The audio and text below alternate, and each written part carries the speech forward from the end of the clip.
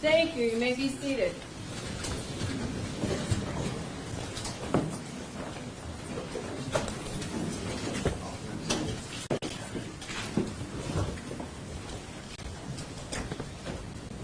At this time, we're back on the record. At this time,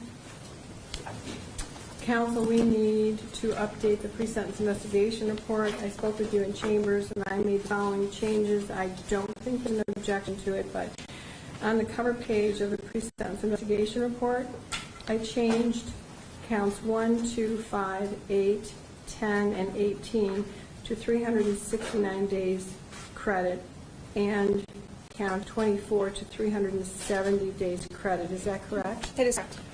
I've also changed that on the second page, and I've also changed those days in the basic information sheet.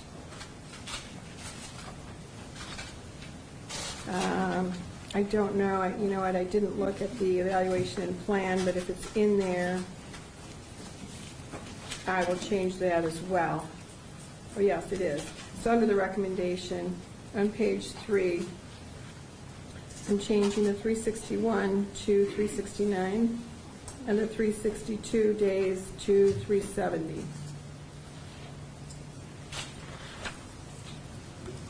Are there any other corrections, additions, deletions at this time? Not on behalf of the people. Not on behalf of defense counsel, Your Honor, but I do have a little housekeeping matter. The last individual that, do I need to come up here? Probably, yes. Okay. The last individual that spoke referenced my client's daughter by name. I'm just going to ask that the court seal that page of the transcript. I spoke with the Attorney General's office about that, and I don't think that they have a problem with doing so. Okay. Again, as to any of these little blips we've had, not a surprise over so many pages of testimony in 7 days. I don't think there's a rule to strike it officially from it, the transcript, but we will seal that page or that word, or maybe we can talk to Ms. Hamlin about putting that name or the full name in the other situations, that single name, on one single sheet so nothing else is lost from the transcript. I don't know. There might be ways to do it to get around the rules. We'll figure that out so we maintain the structure of the transcript without violating any rules and protect those we need to. Is that acceptable? Yes, Your Honor. Thank you. Yes, thank you. Okay. At this time, then, on behalf of the people, what would you like me to know? Your Honor, before I begin, I do want to put on the record that obviously you've heard from 156 victims, or we have read their statement. You have been presented in the 4-inch binder in front of you with at least, I believe by our count, about 24 additional victim impact statements from survivors who wish to submit those directly to the court. I know you've reviewed those, and I just wanted to place that on the record as well. Thank you. I do have them. My law clerk has diligently placed them in this binder. They're in some kind of order. And I also will be adding to that for my vertical, my own notes of what I've highlighted. And of course, Ms. Hamlin has the record. Thank you. Your Honor, on behalf of the Michigan Department of Attorney General, the investigation and prosecution team, I do have some things I would like to say. You may proceed. Thank you. The breadth and ripple of this defendant's abuse and destruction is nearly infinite. It centers in the Lansing and Michigan State University communities. It spans the state of Michigan and reaches club and elite training gyms, collegiate athletics, and even the United States and international Olympic communities. And it's not even limited to gymnastics, as athletes from over a dozen different sports have reported abuse. His practiced and perfected abuse spanned over 25 years and included countless victims, beginning before he was even a doctor, one who traveled the world seeking gold. But we know his access to children and young women and his abuse did not end until an investigative news report and one brave woman came public to stop him. The basic facts of his assaults have been recounted by the charged victims in this case, as well as numerous victims who gave their impact statements. The facts that the defendant admitted to Your Honor under oath, that he penetrated these young girls' vaginas and anuses with his bare hands, not for any medical purpose, but for his own sexual pleasure. He had erections as he performed these so-called treatments. He asked 11-year-olds to tell him if they were on their periods so he could be sure that they were ripe for his abuse. Children that were prepubescent, often unaware of their bodies. Children whose parents sat feet away. Mere children. But the assaults he perpetrated on these trusting young girls was not limited to the hours and hours and hours of sexual penetration. The defendant is a twisted, beloved, renowned doctor who used his prestige to gain trust of these girls, to exploit them, leaving many of them emotionally shattered, used by a man that they not only trusted but also loved. He supposedly practiced osteopathic manipulative medicine, but in truth, he was simply a master manipulator. He manipulated victims and parents. He manipulated his community through the press and social media early in this case. He tried to manipulate the police department in his interviews. He tried to manipulate prior investigators. He even tried to manipulate Your Honor and this court through his pathetic letter, all while knowing the truth, that he did the things he was accused of doing.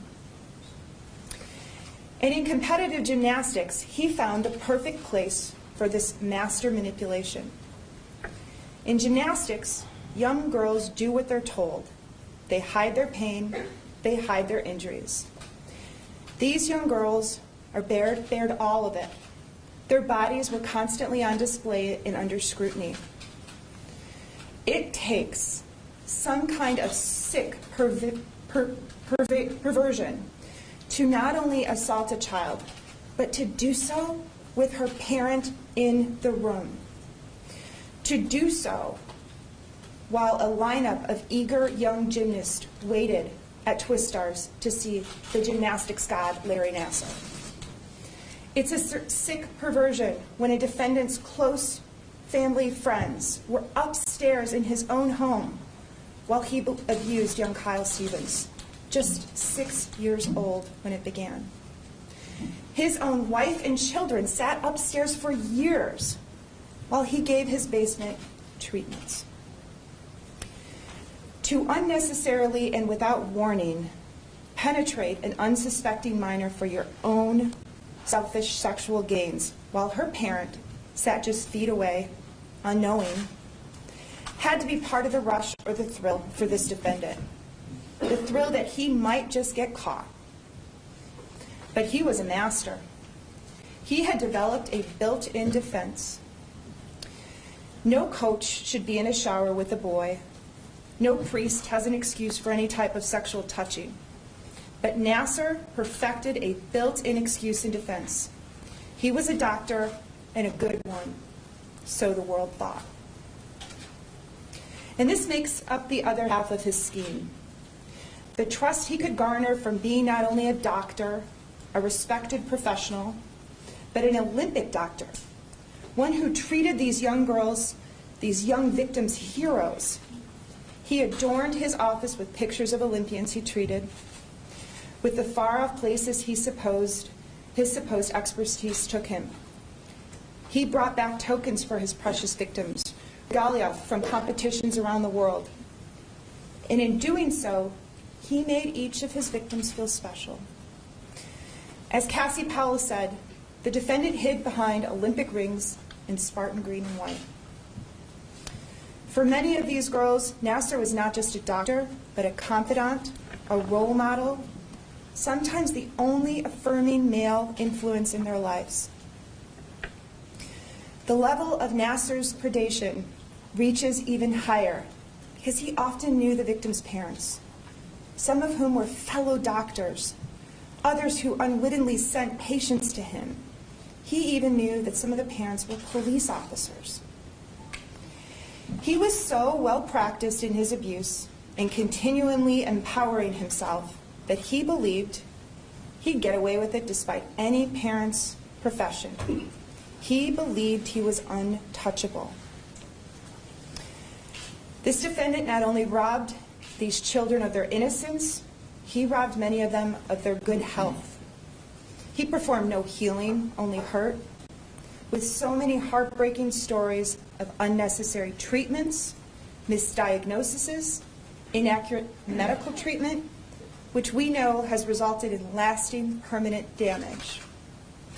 Many of these survivors wonder whether their now lifelong injuries could have been treated had he not wanted the continued access to their young bodies. He wasn't a world-renowned doctor. As one of our experts so eloquently put it in preparing this case for trial, he was performing hocus-pocus medicine. Over the last 16 months, as I have prepared this case and lived this case and thrown my heart and soul into this case, I have often wondered, did he really think he was going to get away with this? Abusing so many for so many years, over 2 decades, so many sports, no patient, no child was safe, and yet he also abused some of our most prominent national heroes. Maybe he did think he could beat the odds.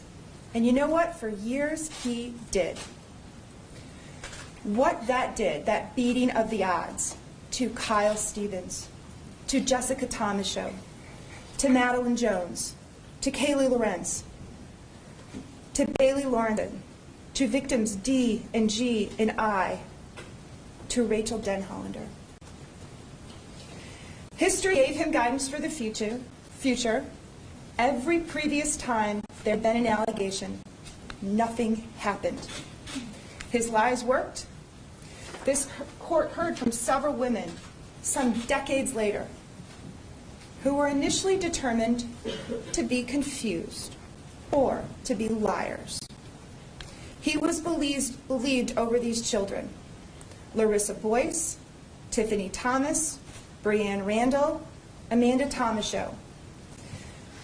Sometimes 4, 14, and 20 years have passed since those brave women told someone. You saw and heard firsthand.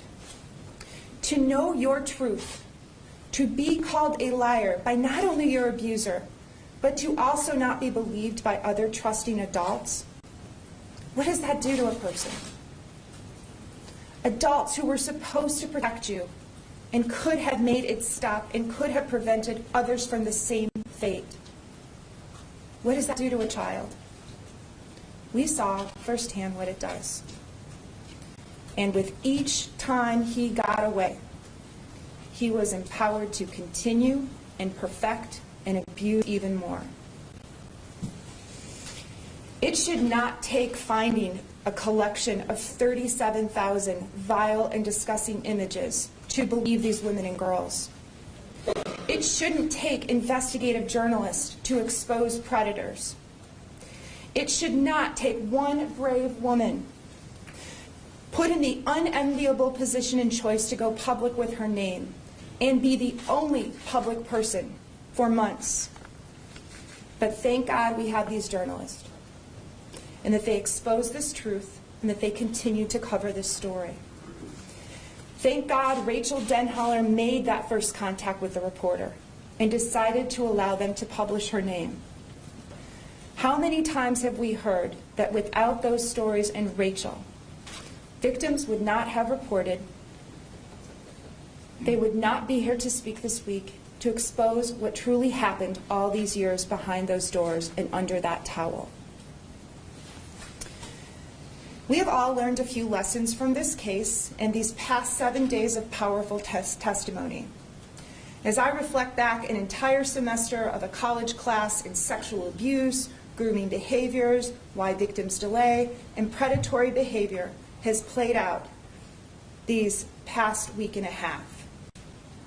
But as we look back on this case in the last 7 days, I'm struck by a number of observations.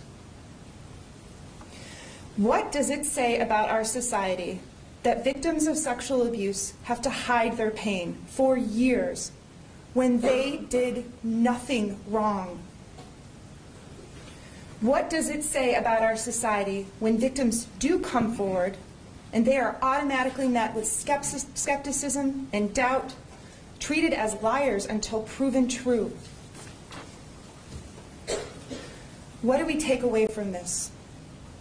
These have been important narratives to hear and witness and listen to. They will be the words that burn down cultural stereotypes and cultural myths. And I have a few takeaways and lessons I hope anyone watching these past 7 days has learned and will take away with them. The first is that we must start by believing. Other adults must start by believing when children and young people report abuse, regardless of who the perpetrator is, no matter his education, his position, the respect he commands, or the awards and adorations he has received. Research shows that false allegations are slim, that most perpetrators are serial offenders, and that how a victim, especially a child, is treated when they disclose, if they are believed and supported and not blamed, can affect their well-being for years, can support better outcomes within the criminal justice system, and can protect other victims. Yet, even after the first day and the conclusion of the first week, it was brought to my attention by many involved in this case that there are still people in this very community, and elsewhere I imagine, who are saying that these women were all in it for the money or the attention. Are you kidding me? After 150 heart-wrenching, raw, graphic, visceral impact statements, how can anyone still believe that? Even to this day, even as this historic sentencing hearing is broadcast around the globe, there are still likely people who doubt. Perhaps those 2,000 folks who voted for this defendant as school board member. Perhaps the many petition writers we are aware of who included doctors and trainers and athletes and lawyers who spared nothing to come to the defense of this defendant over 16 months ago and continued to defend him for months even after he had been charged with Kyle Stevens' abuse. I hope and pray that they're watching, that they're listening, and that they have learned their lesson. The second lesson I take away, and I hope others do, is that anyone can be a perpetrator. Anyone can be a serial sexual abuser. This defendant stole, cheated, and lied. He stole these victims' innocence. He lied about his behavior, and he cheated parents and the community and the world of the trust they held in doctors, prominent physicians, and prominent community members. Experts teach on this issue. Russell Strand, a retired Army criminal investigator, teaches on offender dynamics and behavior. Strand talks about how abusers have three personas. The first is the public one for all to see. The second is the uninhabited persona, what you only let others close to you see. And we all have those two personas. But the third persona is the hidden and secret one. It's hidden in the mind and the eyes and the beliefs of the perpetrator. And that persona is often hidden well. Serial child molesters hide among us. We know that this defendant had a good persona, a good public persona at least. He was the good guy, the goofy guy, the Olympic doctor, the medical school professor, the gymnastics god. He was a religious and pious man, a father, a husband, a friend, a school board candidate, a man of honor and passion, so kind and giving and always approachable. He never charged for his services, and he saw patients basically anywhere. But we know without a doubt after this 7 days what we on this team have known for 16 months, that Nassar's third hidden persona, just as Strand discusses, that he is possibly the most prolific serial child sexual abuser in history, a selfish child molester who spared no one. Nassar hid behind that outer facade that is different and faked and not real, but that people believed were real. People came to his defense. They believed that they were the man that he wanted them to see and not the monster hiding beneath. As a society, our response cannot be that he couldn't do this, or that I knew his character, I knew he wasn't capable of this kind of crime. It's because no one wants to see it. The only person who sees this side are his victims. Then the perpetrator goes back, shows only what he wants the world to see. This is how he got away with this for so long and got people to believe him over the many, many, many victims who reported. Anyone can be an abuser. The third takeaway from this week is that delayed disclosure of child sexual abuse is not unique. In fact, it's quite the norm. Kids don't report sexual abuse right away, either because the abuser is a trusted adult, especially when it's a doctor, especially when they are so young and have no sexual experience to understand what is wrong. The fourth takeaway is that predators groom their victims and families. This is so confusing to so many women. He was so nice. He gave them presents and trinkets and desserts. He broke rules for them, especially when you contrast his behavior in relationship to the harsh and cruel and abusive coaches that these girls were exposed to. He was only doing that to gain their trust, to confuse them, and get what he wanted. The fourth takeaway is we must teach our girls and boys to speak up. Kids are told to be respectful of adults. Girls and boys don't speak up. It is easier to put up with discomfort than cause waves. And when they are brave, nothing happens. We teach our girls and daughters to be too nice, to just ignore and put up with uncomfortable situations, to stay silent when they should be allowed to be heard. And we need to teach them to continue to speak up until someone listens and helps. The sixth takeaway from this week and a half is that police and prosecutors must take on hard cases, regardless of who the offender is. They cannot shy away from tough cases because of who the offender is or his position in the community. They cannot victim blame or wait until they have the perfect case. They cannot wait until they have dozens of victims who have come forward. Police and prosecutors must also start by believing, be victim-centered and offender-focused in the work. The final takeaway is that we as a society need investigative journalists more than ever. What finally started this reckoning and ended this decades-long cycle of abuse was investigative reporting. Without that first Indianapolis Star story in August of 2016, without the story where Rachel came forward publicly shortly thereafter, he would still be practicing medicine, treating athletes and abusing kids. Let that sink in for a minute. Right now, he would be at his office on Hagedorn and Hanna, not far from this courtroom, in the Michigan State University campus, abusing children, had it not been for the investigative reporters and Rachel who brought this case. We know federal law enforcement did not stop him, nor did trainers or coaches or deans or medical supervisors. Victim disclosures to adults didn't stop him. Reporters began the story, and excellent, victim-centered, offender-focused police and prosecutors grabbed the baton and brought us here today. I am proud of the work of the Michigan State University Police Department and our team at the Attorney General's office.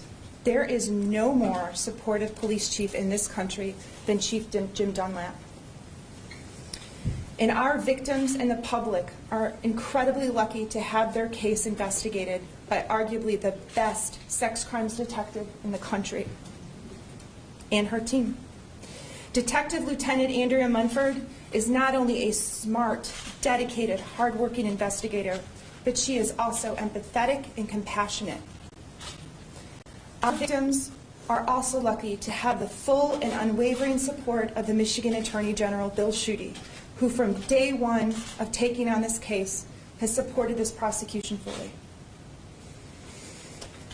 Our team is so proud of these young women for speaking. So many have shared their story and name and face, and they should feel no shame because they did nothing wrong. He did. It's worth remembering once again that it was one woman who came public first. And when she did, she was ridiculed. Folks rallied behind him. They tried to discredit her. They signed petitions in support of him. They believed him over her because of who he was purported to be. People continued to support him in this very community and believe him after we charged Kyle Stevens' case, after he faced multiple counts of criminal sexual conduct first against a minor. They chose to believe his lies over the words of a young woman who had nothing to gain by coming forward, nothing. Some of his support wavered after he was charged with possessing tens of thousands of images of child pornography. Yet, still, there were people in power who had ideas he was framed and the images were planted, who was telling other victims this as they knew their truth.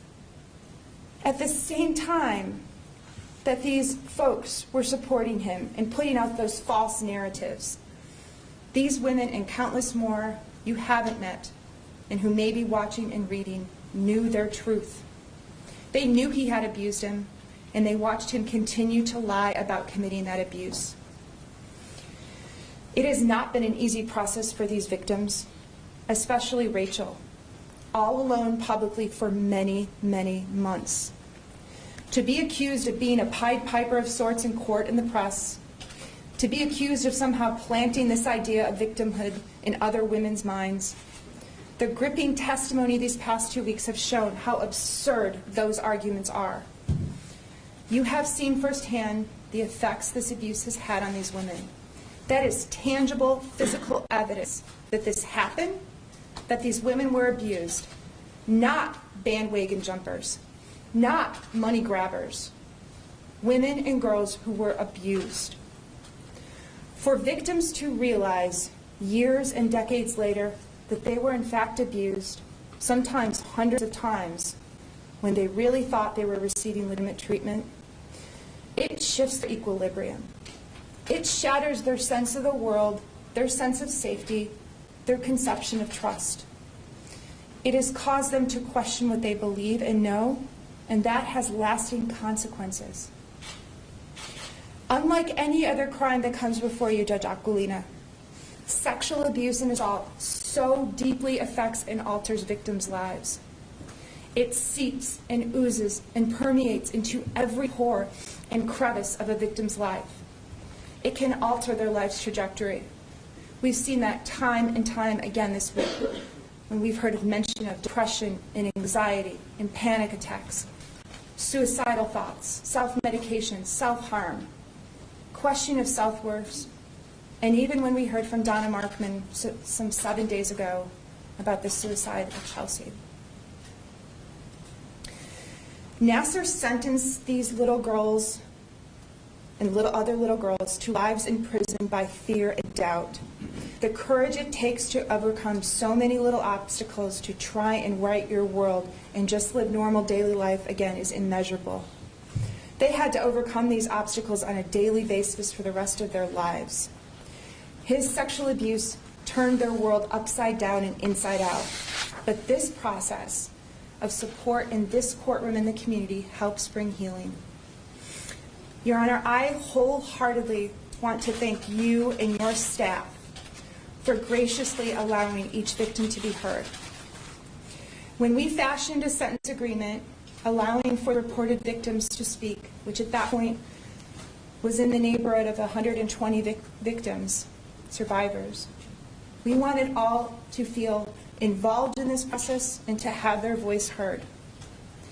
What we have witnessed here in this courtroom exceeded even my wildest dream. What we have witnessed here is unprecedented, but hopefully not the last time that victims will be heard in this manner. The compassion and empathy that you have shown these women, the support and encouraging words you have given each one, coupled with what I know is the belief that they and their stories matter, will be remembered by all long after this case is over.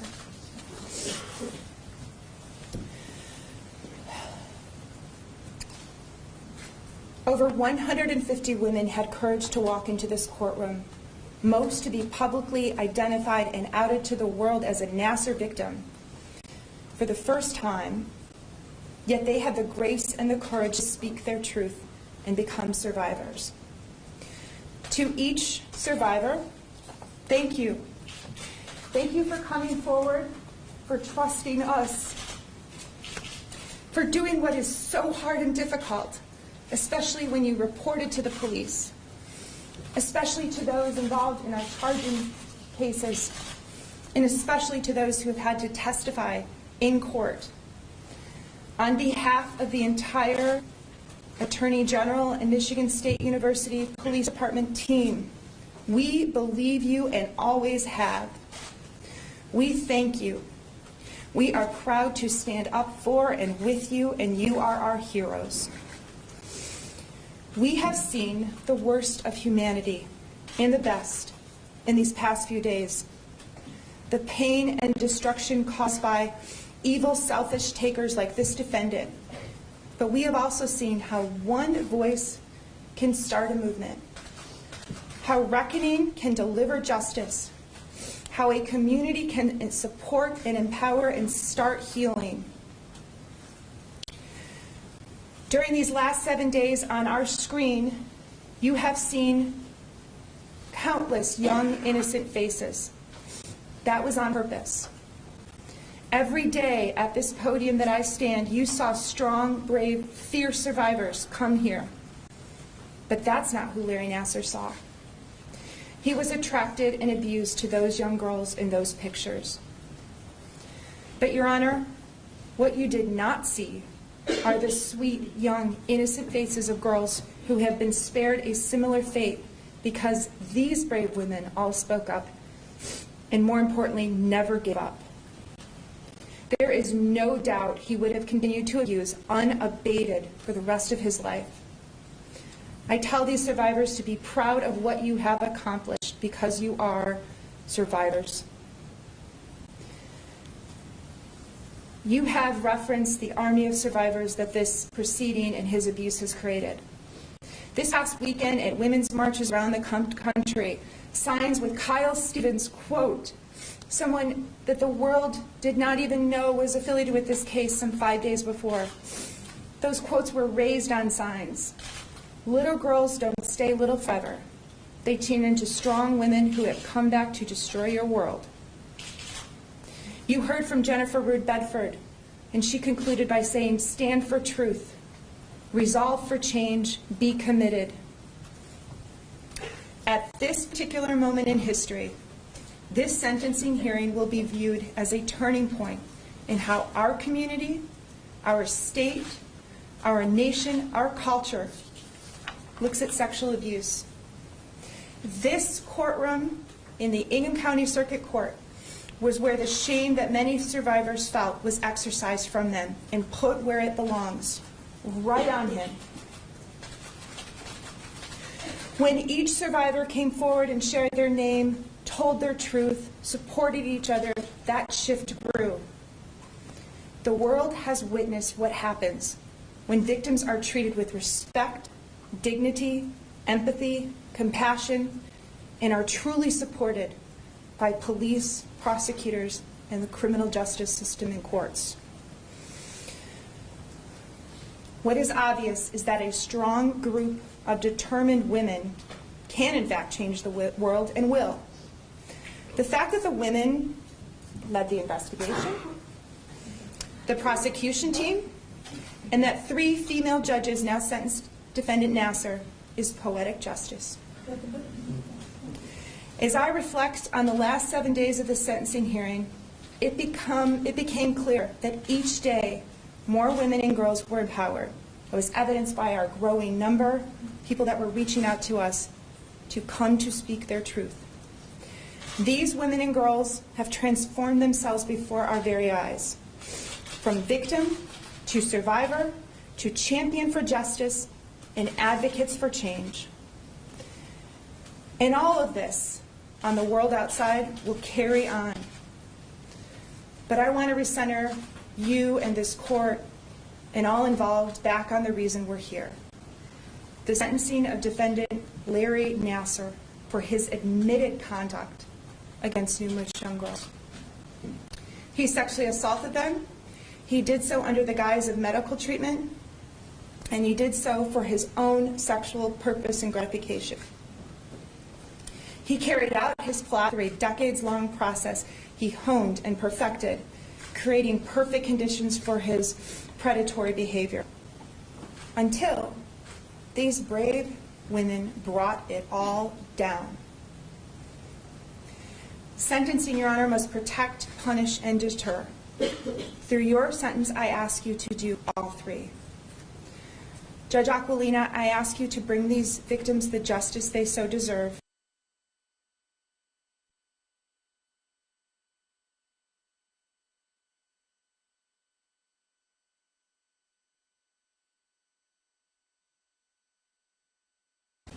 Thank you. Thank you. Thank you very much for your words. On behalf of defendant,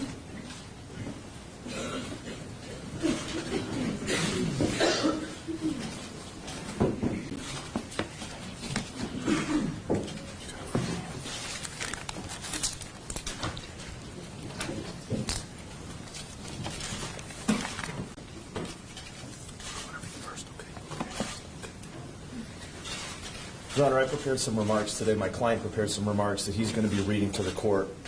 But I want to start off on some remarks that I have not prepared. This court has provided a foundation for our country to watch our judicial system as it's happening and unfolding. We have a Constitution in place. We learn about the Constitution when we go to law school. Contrary to what the personal or the perception of Larry's legal team may be, we are all upholding the same document. He has an absolute right to his zealous advocacy. He's got an absolute right to a defense. He has an absolute right to be represented by counsel. And while some may disagree to the way that this case transpired, the conduct of counsel, this is what our Constitution permits. And I can tell you and anybody else listening that unequivocally I would be standing next to this man for every trial that he would hold, every sentencing that he would have, because that's what our Constitution requires. This is not about us. This is not about Larry. This is not about his legal team. This is about the victims that were before the court for the last 7 days. But I will tell you, the anger and hatred that they expounded on the court is something that Larry saw, we all saw, and we all heard. As we sat in the court this morning, we received an email from somebody who was anonymous that wished death upon our kids for standing next to the man and upholding a Constitution, a document and an oath that we took when we all went to law school, whether you're a judge, a defense lawyer, or work for the government. We are doing our jobs. You are doing your job, and the government is doing their job. I would stand by the counsel that we have representing Dr. Nassar, and I would represent Larry again. Now, people ask us all the time if Larry's sorry for what he has done, and others ask what Larry is like, while some comment on how he's changed. I'll tell you that Larry is sorry for what he's done, but we realize that these words are completely inconsequential to those that are listening and fall woefully short of an adequate apology to fully address what has transpired. As adults, we understand there are consequences for our actions. Larry's actions have led to an unquantifiable amount of pain. As adults, we should be the only ones who feel pain for our own actions. Sadly, one of the many tragedies in this case is the pain that was articulated these past 7 days is not residing with Larry, but instead, and more significantly, it is felt by the 100+ women who have addressed him in court. He is sorry for the hurt that he has caused, and he is sorry to each and every one of the individuals who have come before Your Honor. But an apology is not going to be enough. Sometimes individuals can take solace that a small portion of the pain that someone has inflicted on others can be seen in their own appearance and personality. Although it pales in comparison to what we heard these past few days, Larry's soul is broken. He is the shell of a person that we all first met. He is reserved and soft-spoken. His tears are more frequent, and our conversations are more somber. As you all know, we sat with Larry these last few days and saw what he saw. He saw the pain, hurt, and anger on your faces. Your words will stay with him and leave an indelible mark on his soul for the remainder of his life. He realizes that what he is feeling is nothing compared to the pain and hurt all of his victims are feeling and were discussed in this courtroom today. I can assure you that your words have pierced his soul and softened his voice. That will never change. I know Larry wants to address the court as well. Sir, please raise your right hand. Do you swear or affirm the testimony you're about to provide will be the truth, whole truth, and nothing but the truth under penalty of perjury? Yes, Your Honor. Thank you. You need to come up right up to the podium, right to the microphone. What would you like me to know? It's just a short statement. Your words these past several days, your words, have had a significant emotional effect on myself and is shaking to my core. I also recognize that what I am feeling pales in comparison to the pain, trauma, and emotional destruction that all of you are feeling. There are no words that can describe the depth and breadth of how sorry I am for what has occurred. An acceptable apology. Sir, you need to stay at the microphone or they can't hear you. An acceptable apology to all of you is impossible to write and convey. I will carry your words with me for the rest of my days.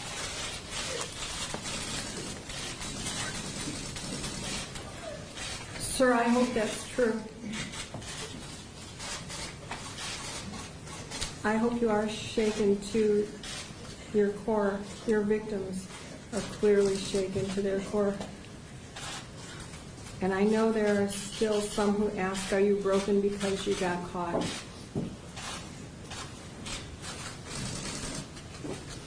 First, let me address counsel. I agree with your words in regard to no one should blame defense counsel, and vigilante crime is not tolerated. So I hope that no one will do anything untoward against counsel, their children, their families, their firms, their cars, whatever it is. That is crime. Crime plus crime solves absolutely nothing. Please respect their job. It's a difficult one. I know I've been in their shoes, and the Sixth Amendment does guarantee each defendant the right to counsel.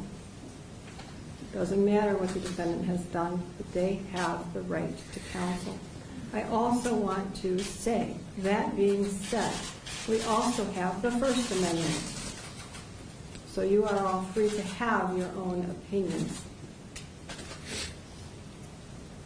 And it's always a balancing act between the First Amendment, the Sixth Amendment, all of the due process and other amendments to the Constitution. They are all valuable in their own way. And that's why we have an organized and just society, and that's why we are here today, because this defendant has been brought to justice. Do not make it worse, please. Before I get to sentencing, I want to talk about a couple of things. And first, I've said what I need to say to the victims. I have a little bit more to say. You are no longer victims. You are survivors. You're very strong, and I've addressed you individually. Before I say anything further, I don't know if you all know this, and I know that the world is watching. I know this because I'm on the bench every day, and this isn't the only heinous crime that appears in this court. The National Crime Victimization Survey that's done by the Justice Department annually reports that 310 out of every 1,000 assaults are reported to police, which means that 2 out of 3 go unreported. The voices of the survivors have asked everyone, report, keep your voice up. Rachel's voice hopefully will raise these numbers of reports and all of your voices. But that statistic does not include children 12 and under. 1 in 10 children will be sexually abused by their 18th birthday. 1 in 7 girls, 1 in 25 boys by their 18th birthday. That means that in the United States, I'm not talking about any other country, but in the United States, 400,000 babies born in the U.S. will become victims of child sexual abuse. It stops now. Speak out like these survivors. Become part of the Army. I do one case at a time. And I really so very much appreciate all of your thank yous. I read some of the Twitters and Facebooks and all of what's going on in the media. I'm not special. I'm doing my job. If you come into my courtroom, any Wednesday and watch sentencing, I give everybody a voice. I give defendants a voice, their families when they're here. I give victims a voice. I try to treat everybody like family because that's the justice system that I was raised to believe in. I came to this country stateless. I'm naturalized. My father's Maltese, my mother's German, and I was raised on old country values. And my grandmother always told me, and my parents always told me, my grandfather too, that America is the greatest country. I believe that. That's why I served in the military. That's why I've always done community service. I'm not really well liked because I speak out. I don't have many friends because I speak out. If you ask me a question, you better be ready for the answer. I speak out because I want change, because I don't believe in hiding the truth, and I'm not saying I'm always right, but I try. I also don't believe that one size fits all when it comes to sentencing. Another reason I listen. I know that there are some judges, for every crime, they give the same punishment. I don't think that's justice. I believe in individualized sentencing. I follow the Constitution, and I believe our system works. I also believe these survivors. Now, there's case law about how I can consider what I can consider. And first and foremost, my sentence reflects the 7 in regard to who defendant pled to. But the remainder of you, the 161 others, add to the credibility of those 7. So technically, I'm considering everything, everyone, because your crime, all of your crimes, the depth of them have cut into the core of this community and many communities and all of the families and people we don't even know.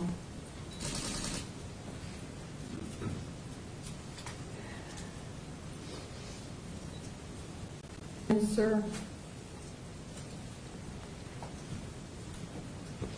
the media has asked me to release your letter. I'm not going to do that. Counsel may object, the media may object, but there is some information in here that troubles me in regard to the victims. And I don't want them re-victimized by the words that you have in here. But I do want to read some more of your letter. And the reason I want to do that is because I've considered it in sentencing as an extension of your apology and whether I believe it or not. So I want you to hear your words. I've already read some, and I'm not reading every line. Well, let me begin. The federal judge went ballistic at sentencing since I pled guilty to the state cases and spent 10% on the federal case and 90% on the state cases and civil suits. She gave me 60 years instead of 5 to 20 years, in parentheses, 3 consecutive 20-year sentences. I pleaded guilty to possession of porn from 9/2004 to 12/2004, 4 months. The prosecutor even admitted that I never belonged to any porn sites, any chat rooms, was not on the dark web, and also they could not prove I viewed it. It was all deleted, of course. I shared my electronics, and I could not prove that. So for 4 months of porn possession from 2004, I was sentenced to 60 years. Not proper, appropriate, fair. Going down a few lines. What I did in the state cases was medical, not sexual. But because of the porn, I lost all support, thus another reason for the state guilty plea. Let me move down further.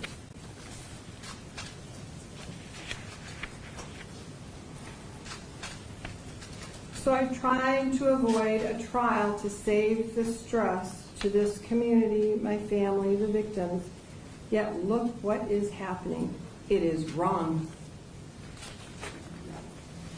Let me move down further. I was a good doctor because my treatments worked, and those patients that are now speaking out were the same ones that praised and came back over and over and referred family and friends to see me. The media convinced them that everything I did was wrong and bad. They feel I broke their trust. Hell hath no fury like a woman scorned. It is just a complete nightmare. The stories that are being fabricated to sensationalize this. Then the AG would only accept my plea if I said what I did was not medical and was for my own pleasure.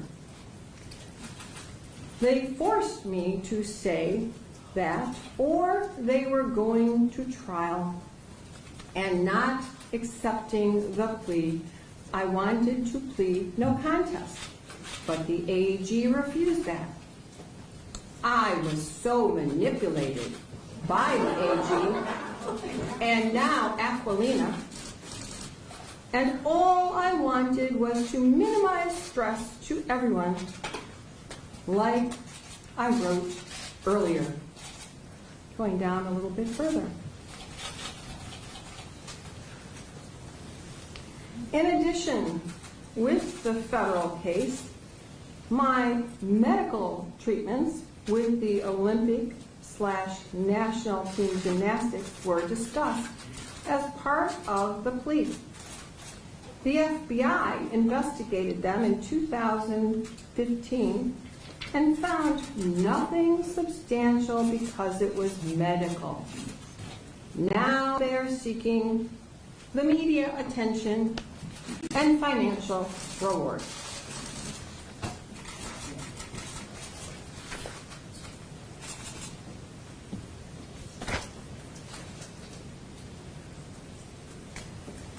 Would you like to withdraw your plea?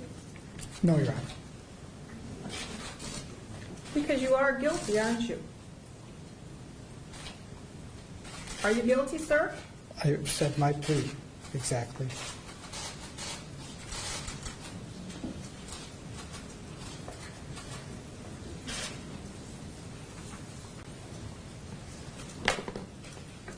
The new sign language has become treatment.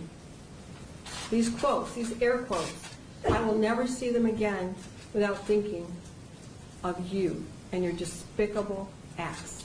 I don't care how they're used, I will always think of quotes and the word treatment.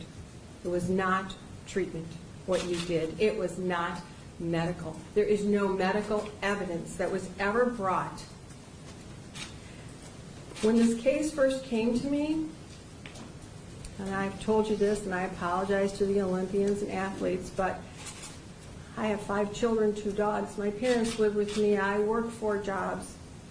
I don't have much time for television. I don't watch sports. Although last year I was a soccer coach, much to the laughter of my family. I didn't know anything about you, your name, or anything that was going on.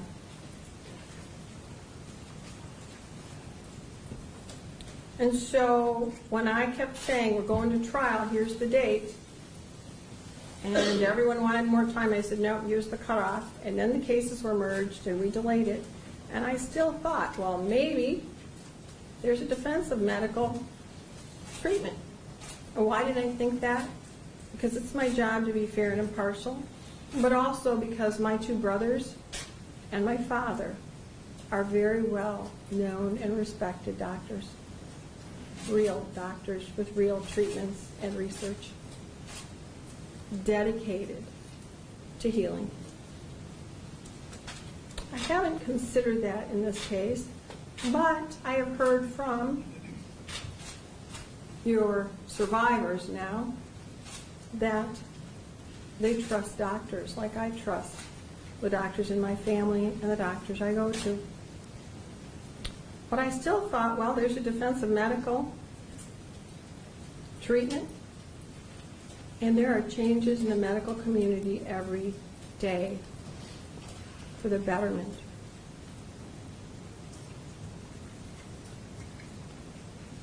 So up until the time you pled,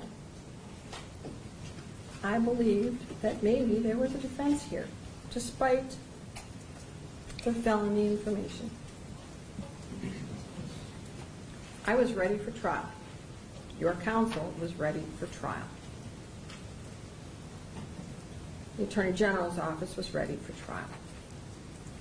You, sir, decided to plead because there was no medical treatment. You did this for your pleasure and your control.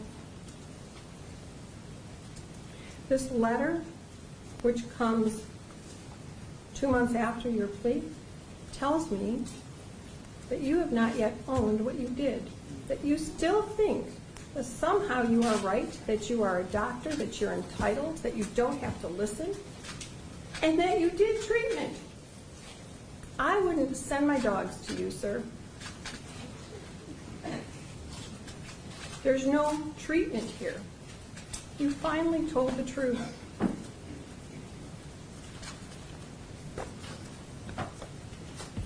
Inaction is an action. Silence is indifference. Justice requires action and a voice, and that is what has happened here in this court. 168 buckets of water were placed on your so-called match that got out of control.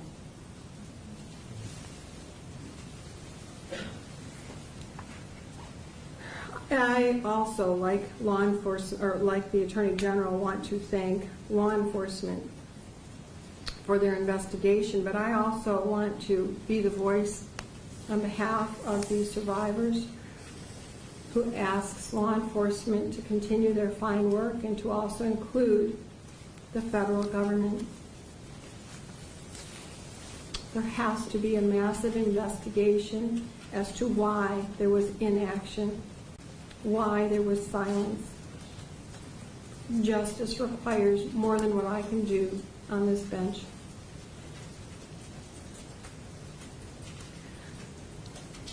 I want to also applaud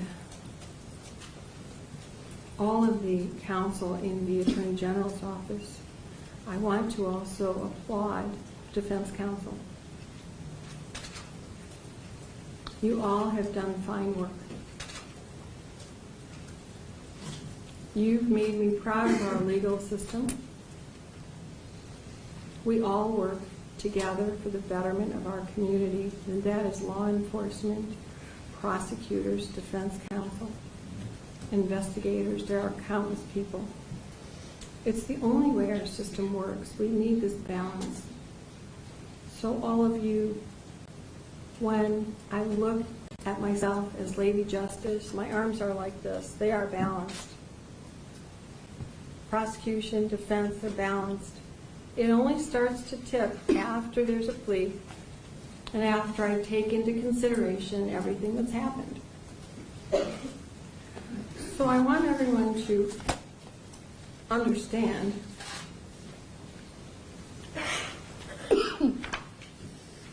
I've also done my homework. I always do. People versus Wacholowski. I'm sure I slaughtered the name. I apologize, but it is spelled Waclawski. 286 Mishath 634. It's a 2009 case. And in it, and I want you to clearly understand, it says, plainly, the law does not limit victims' impact statements to direct victims. It doesn't say, and I have found nowhere that limits me from having you hear all of your victims. As I said before, when counsel came to me and said, we're not going to go to trial, despite our court having already sent out 200 of the 800 juror requests. And they told me their plea, and would I consider it in lieu of trial? There was the agreement between us because I always, and they know it, they are familiar with me, let people speak. And I wanted all victims. And we had a discussion about which victims. And of course there was an objection to one of them. I let it come in anyway. That was part of the plea that you entered into, to allow the victim impact statements. Because after that discussion, I know your lawyers, as good as they are, sat down with you and said, the judge is going to allow this. And when it comes down to it, I know it also because this was signed by the Attorney General, by defendant, and by defendant's counsel on November 22nd, 2017.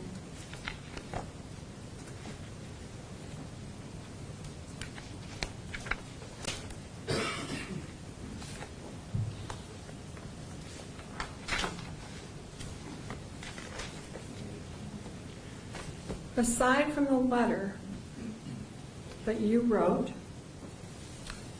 a couple of months after your plea, which tells me you still don't get it, there's something I don't understand, and I want to make clear.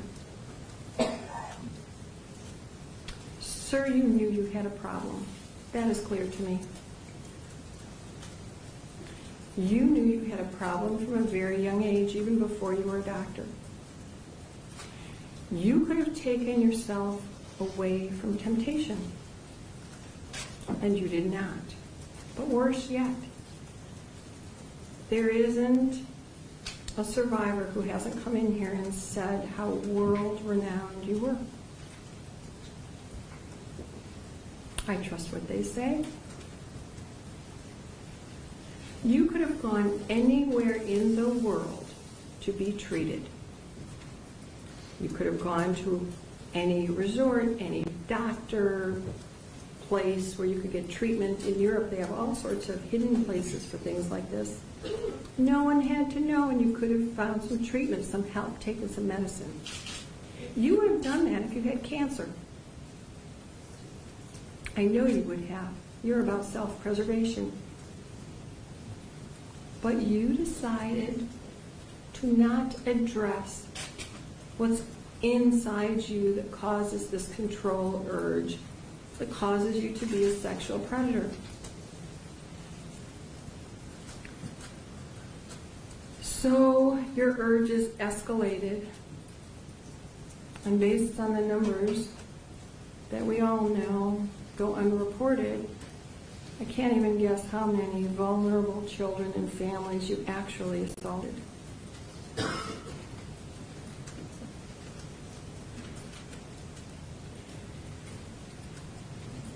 Your decision to assault was precise, calculated, manipulative, devious, despicable.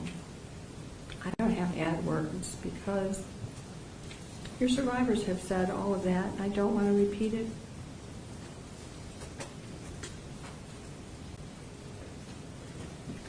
You can't give them back their innocence, their youth. You can't give a father back his life, or one of your victims her life when she took it. You can't return the daughter to the mother, the father to the daughter.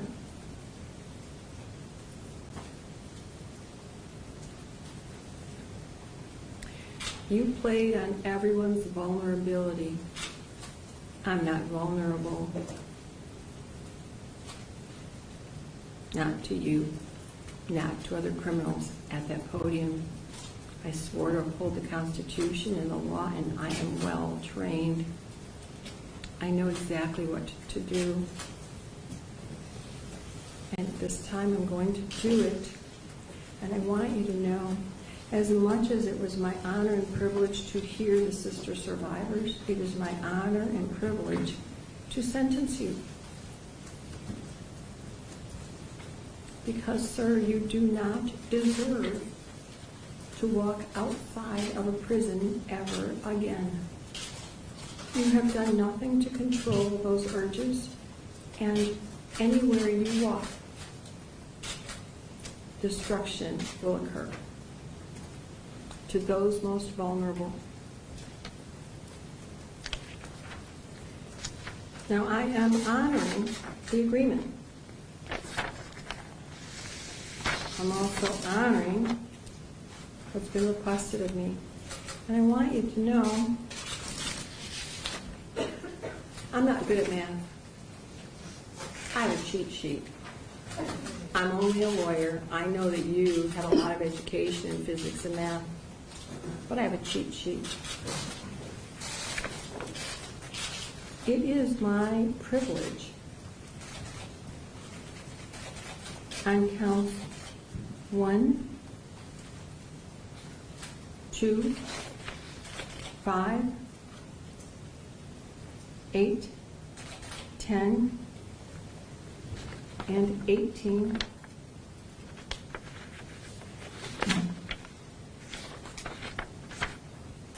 And 24.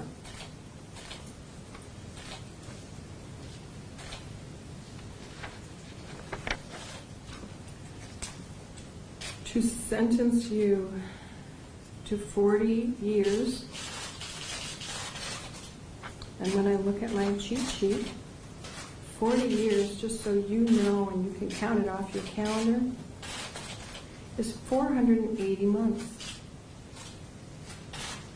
The tail end, because I need to send a message to the parole board in the event somehow God is gracious, and I know He is, and you survive the 60 years in federal court first, and then you start on my 40 years, you've gone off the page here as to what I'm doing. My page only goes to 100 years. Sir, I'm giving you 175 years, which is 2,100 months.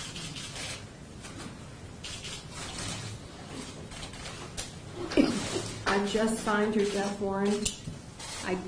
I need everyone to be quiet. I self-contempt powers. I told you I'm not nice.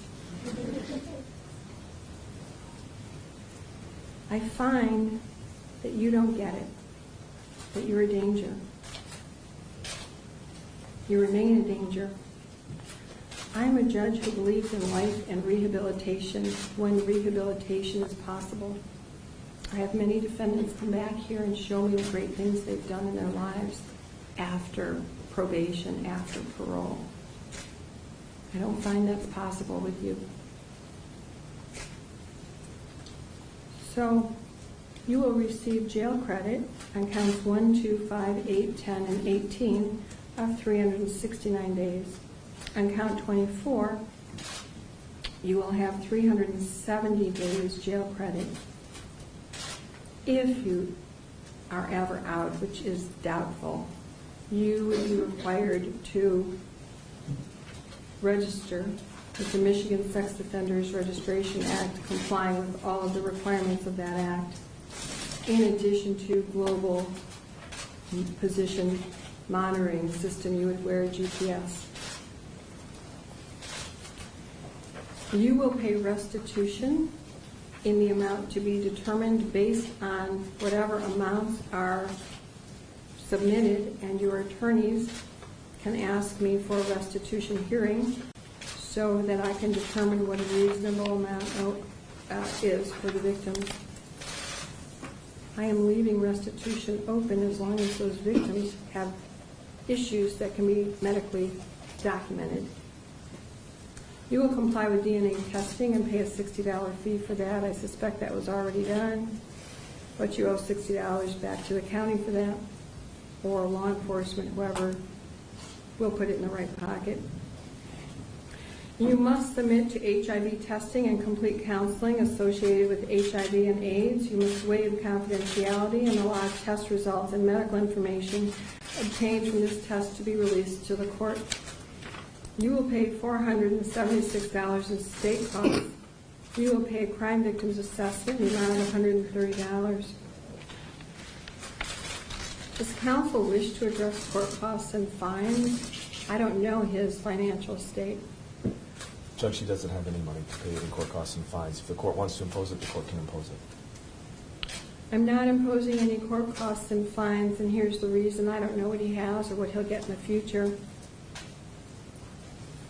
The victims deserve the money. The county will survive one way or another. I'm also going to make recommendations to the Michigan Department of Corrections for mental health treatment. I understand he has medical conditions and he should be allowed to take medicine for that. He should have individual and group counseling, treatment for sexual predators, whatever they allow. I'm also going to send a message. I'm not sure, but I believe I read an article, sir, that you were treating people in prison that don't have a license, don't commit any more crimes. I know you don't have any more lives to give, but you can't be treating people. You're not a doctor. So I'm not sure how that's happening. But I wanted to send that message.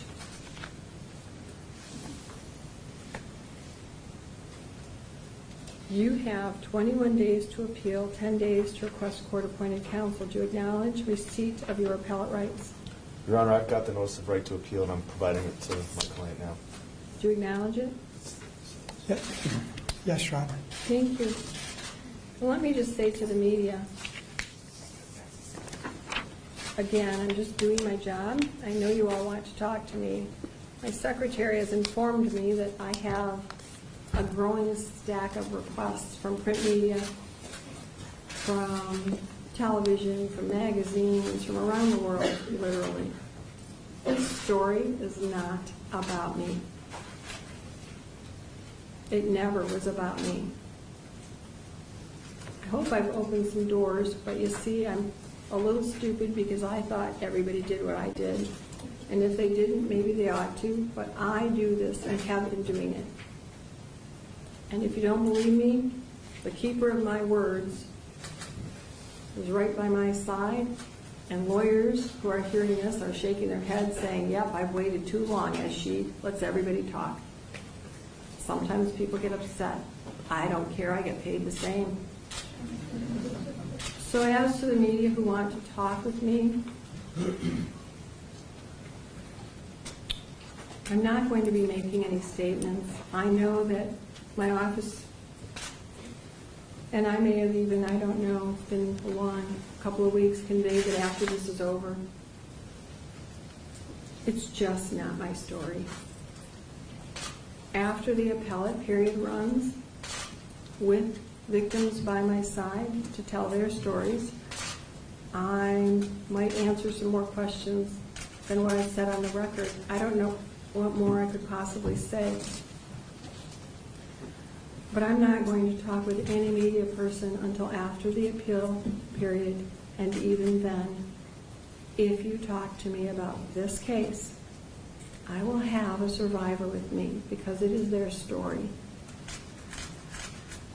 So I wanted everybody to hear that from me. I respect all of the media outlets. You have done just a fabulous job here. There hasn't been any commotion or upset by this, and I do believe in the First Amendment, so I thank you all for being here because it's an important story for the survivors. As to today, I know that there are a lot of survivors, family members, husbands, friends, a lot of people in the courtroom. You have voices. I'm going to leave the courtroom. Defendant will leave the courtroom. The attorneys may stay. Victims, family members, survivors. You may stay in the courtroom and talk with media. You can have your own press conference right here. Spur of the moment sometimes works out the best, doesn't it? Again, I won't make a statement until after the appeal period. And again, if there's any survivor then who, at that point, if somebody wants to talk to me, I'm sure you'll be moved on to another story, but if you're not, please give your names to the victim's advocate so that I can contact you, because please, media, do not contact me on this story without a survivor. It's their story. I thank everybody in this case. Sir, I hope somewhere you have heard everybody's words, and it really does resonate with you. Anything else for the record?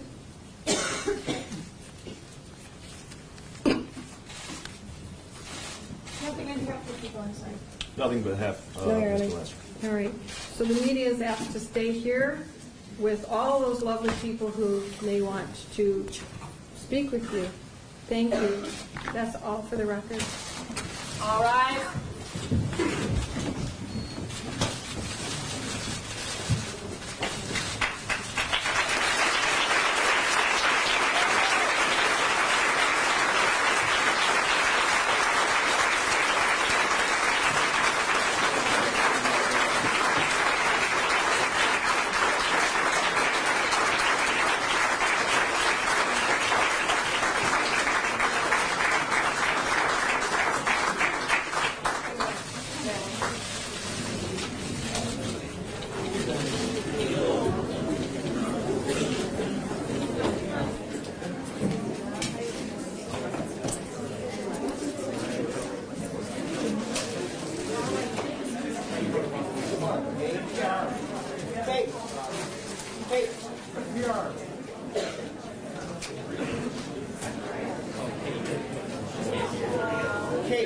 They're all yelling at me.